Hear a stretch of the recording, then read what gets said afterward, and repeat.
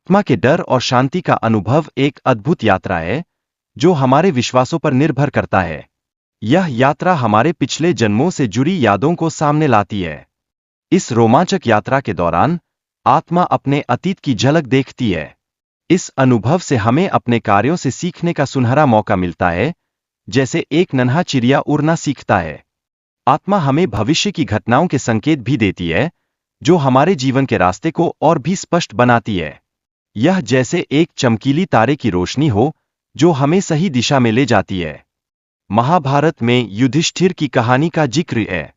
युधिष्ठिर ने कठिनाइयों का सामना किया और इससे उसने आत्मा की यात्रा के महत्व को समझा, जैसे एक साहसी योद्धा अपने अद्भुत सफर पर।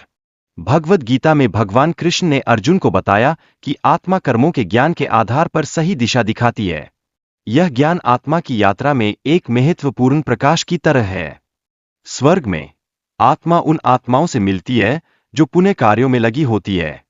वहां आत्मा को अपने कर्मों का फल भोगने और संतोष का अनुभव करने का मौका मिलता है, जैसे एक मीठी गुनगुनाती धुन। आत्मा ने देखा कि क्रोध और अहंकार कैसे व्यक्ति को अंधेरे स्थानों की ओर ले जाते हैं।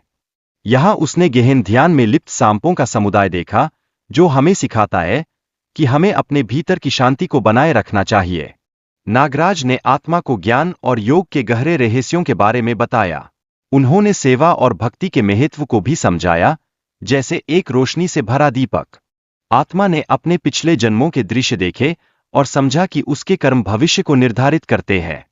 यह चक्र जन्म और मृत्यु में हमें सिखाता है कि हर क्रिया का असर होता है। आत्मा का अनुभव और गुणों की पहचान करना बहुत जरूरी है।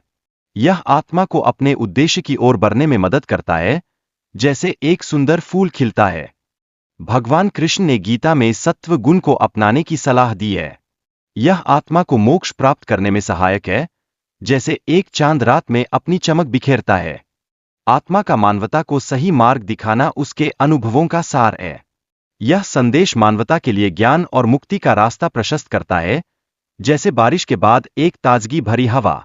सपनों के माध्यम से आत्मा मानव को उसके भविष्य से अवगत कराती है। यह मानव को अपनी गलतियों को सुधारने का सुनहरा मौका देती है, जैसे एक नया दिन हमें नई उम्मीदें देता है। सही मार्ग का पालन करना बहुत जरूरी है, जैसा कि महाभारत में बताया गया है। आत्मा की आवाज का अनुसरण करने से मानव अपने जीवन में संतुलन बना सकता है, जैसे एक सुंदर गीत में तालमेल। आध्यात्मिकता की ओर बढ़ने के लिए आत्मा मानव को चेतावनी देती है। यह भौतिकता के जाल में फंसने से बचने का प्रयास करती है, जैसे एक बुद्धिमान दोस्त हमें सही रास्ता दिखाता है। जीवन का असली उद्देश्य केवल भौतिक सुखों में नहीं है, बल्कि आत्मज्ञान में है। आत्मा इंसान को यह सिखाना चाहती है कि उसे अपने कर्मों में जागरूक रहना चाहिए, जैसे एक बढ़ता हुआ पौधा। जीवन और मृत्यु के चक्र से मुक्त होने के लिए आत्मा अपने मानव को सही कर्म और विचारों पर नियंत्रण रखने की सलाह देती है। यह मुक्ति आत्मा के उद्धार के लिए जरूरी है, जैसे एक प्यारी हरियाली खुला आकाश पाती है। आत्मा यह समझाना चाहती है कि मृत्यु एक अंत नहीं है, बल्कि एक नई यात्रा की शुरुआत है। जब हम सही धर्म और कर्तव्य के अनुसार जीवन जीते हैं, तो मृत्यु एक नई शुरुआत बन जाती है, जैसे एक किताब का नया अध्याय। आत्मा हमेशा अपने मानव के साथ होती है और उसे सुरक्षित रखने का प्रयास करती है। यह मानव के लिए सही मार्गदर्शन प्रदान करने का कार्य करती है, जैसे एक दयालु माता अपने बच्चे की रक्षा करती है। आत्मा अपने मानव को हर परिस्थिति में आत्मविश्लेषण करने के लिए प्रेरित करती है। यह धार्मिकता और सत्य के मानदंडों पर उसके कार्यों का परीक्षण करने में मदद करती है, जैसे एक सच्चा मित्र हमें सच्चाई से अवगत कराता है। महाभारत में कृष्ण का कथन कि आपके भीतर का भगवान आपके हर कार्य को दर्शाता है।